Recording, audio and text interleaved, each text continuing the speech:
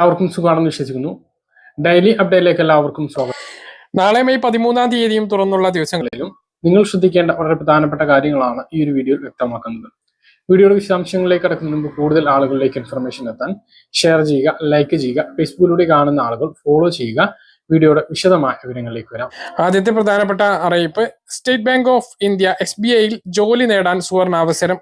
Circle base officer വിഭാഗത്തിലേക്കാണ് അവസരം. 3323 ഒഴിവുകളാണ് ഉള്ളത്. SBIയുടെ ഔദ്യോഗിക വെബ്സൈറ്റായ www.sbi.co.in പ്രവേശിച്ചതിന് ശേഷം അപേക്ഷ സമർപ്പിക്കാവുന്നതാണ്. മെയ് 29 വരെ അപേക്ഷിക്കാൻ അവസരം ഉണ്ട്. ഓൺലൈൻ പരീക്ഷ, അഭിമുഖം, പ്രാദേശിക ഭാഷാ പ്രാവീണ്യം എന്നീ പരിശോധനകൾ നടത്തിയാണ് ഉദ്യോഗാർത്ഥികളെ തിരഞ്ഞെടുക്കുക. രാജ്യത്തിന്റെ വിവിധ ഇടങ്ങളിലാണ് 3323 അവസരങ്ങൾ ഉള്ളത്. അംഗീകൃത സർവകലാശാലയിൽ നിന്നുമുള്ള ബിരുദം ഉള്ളവർക്കെല്ലാം അപേക്ഷ സമർപ്പിക്കാവുന്നതാണ്.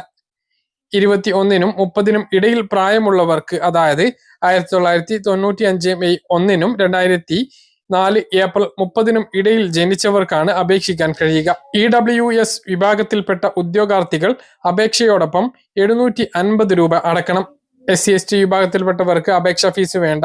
അപേക്ഷിക്കേണ്ടത് SBIയുടെ ഔദ്യോഗികമായ വെബ്സൈറ്റിൽ കയറി ഹോം പേജിലെ കരിയർ വിഭാഗത്തിൽ SBI CBO 2025 എന്ന അപേക്ഷാ ലിങ്കിൽ ക്ലിക്ക് ചെയ്യുക.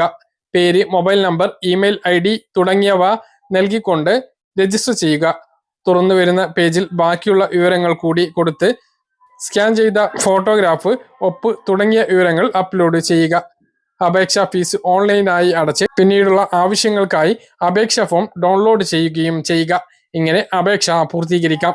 മറ്റു പ്രധാനപ്പെട്ട അറിയിപ്പ്, സംസ്ഥാനത്ത് ത്രിതല പഞ്ചായത്തുകൾക്കും നഗരസഭകൾക്കുമായി 213.43 കോടി രൂപ അനുവദിച്ചതായി ധനമന്ത്രി KN ബാലഗോപാൽ അറിയിച്ചു.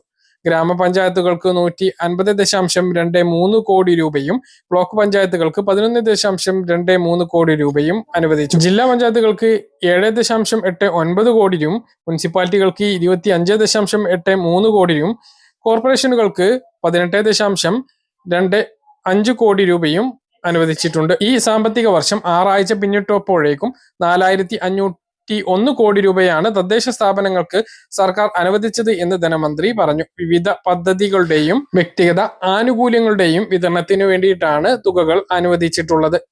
മുൻ വർഷങ്ങളിൽ നിന്നും വ്യത്യസ്തമായി തദ്ദേശ സ്ഥാപനങ്ങൾക്ക് ഇപ്പോൾ അടുത്തിടെയായി വേഗത്തിൽ ഫണ്ടുകൾ അനുവദിക്കുന്നുണ്ട്.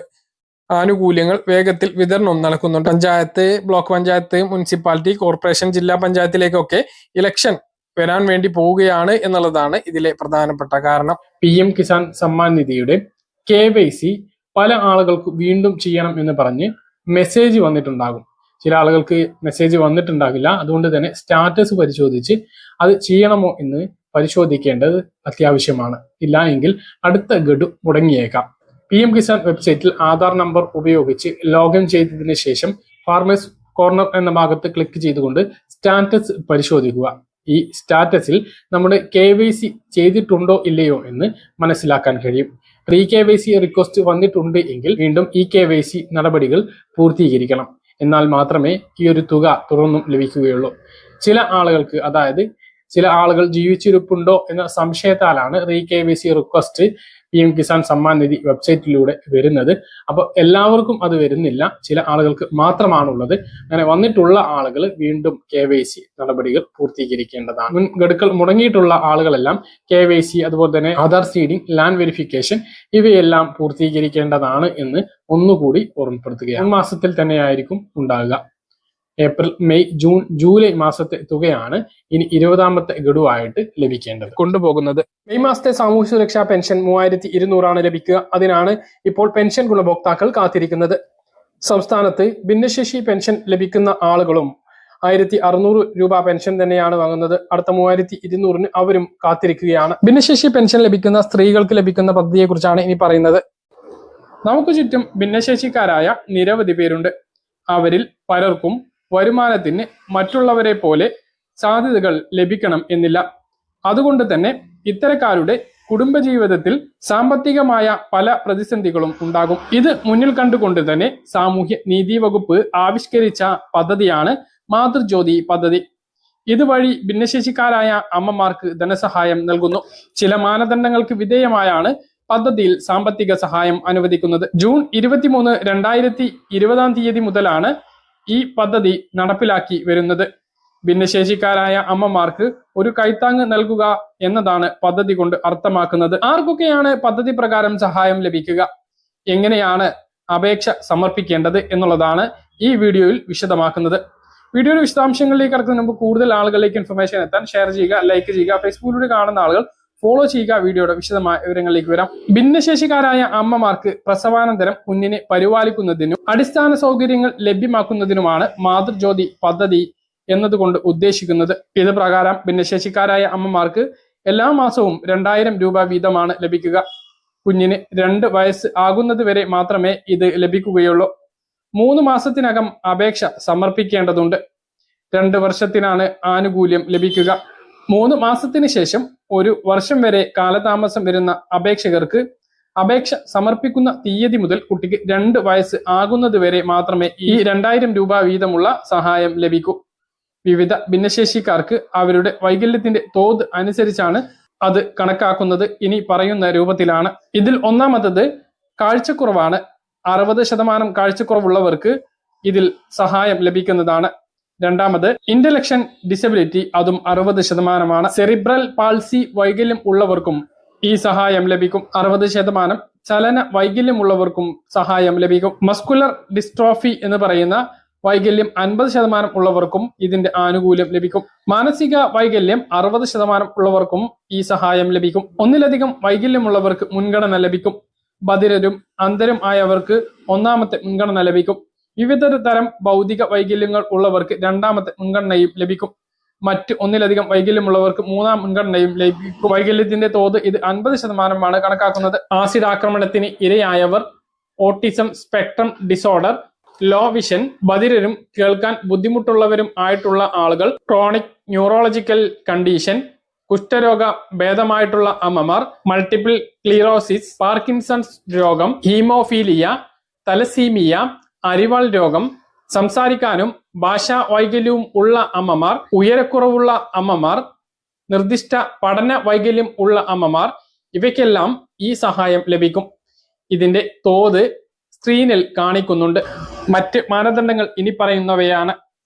ഈ തോത് അനുസരിച്ച് ഗുണഭോക്താക്കളായിട്ടുള്ള അമ്മമാരാണ് അപേക്ഷകൾ സമർപ്പിക്കേണ്ടത്. ഗുണഭോക്താവിന്റെ വാർഷിക വരുമാനം 1 ലക്ഷം രൂപയിൽ അധികമാവാൻ പാടില്ല. ആശുപത്രിയിൽ നിന്നും ഡിസ്ചാർജ് സർട്ടിഫിക്കറ്റ്, മെഡിക്കൽ ബോർഡ് നൽകുന്ന ഡിസബിലിറ്റി സർട്ടിഫിക്കറ്റ്, വരുമാന സർട്ടിഫിക്കറ്റ്, പാസ്ബുക്കിന്റെ പകർപ്പ്, കുട്ടിയെ പരിപാലിക്കാൻ ഒരു സഹായിയെ ആവശ്യമാണ് എന്നതിന് പീഡിയാട്രീഷ്യൻ അല്ലെങ്കിൽ ഗൈനക്കോളജിസ്റ്റിന്റെ സർട്ടിഫിക്കറ്റും അപേക്ഷയോടൊപ്പം വെക്കണം. പരമാവധി ഒരാൾക്ക് 2 തവണ മാത്രമേ പദ്ധതി പ്രകാരം ആനുകൂല്യം ലഭിക്കുകയുള്ളൂ. ഗുണഭോക്താവ് സ്ഥിര താമസമാക്കിയിട്ടുള്ള ജില്ലയിലാണ് അപേക്ഷകൾ സമർപ്പിക്കേണ്ടത്. ഭാര്യയും ഭർത്താവും വൈകല്യബാധിതരാണ് എങ്കിൽ മുൻഗണന ലഭിക്കുന്നതാണ്. ഇത്തരം അപേക്ഷകളിൽ 2 പേരുടെയും മെഡിക്കൽ ബോർഡ് സർട്ടിഫിക്കറ്റുകൾ അപേക്ഷയോടൊപ്പം ഹാജരാക്കേണ്ടതാണ്. ഭർത്താവിന്റെ വൈകല്യം 40% കൂടുതലാണ് എങ്കിൽ മാത്രമായിരിക്കും ഇത് പരിഗണിക്കുക. പ്രസവാനന്തരം 6 മാസത്തിനുള്ളിൽ അപേക്ഷകൾ സമർപ്പിക്കേണ്ടതുമാണ്. അപേക്ഷയോടൊപ്പം ഹാജരാക്കേണ്ട രേഖകൾ ഇനി പറയുന്നവയാണ്.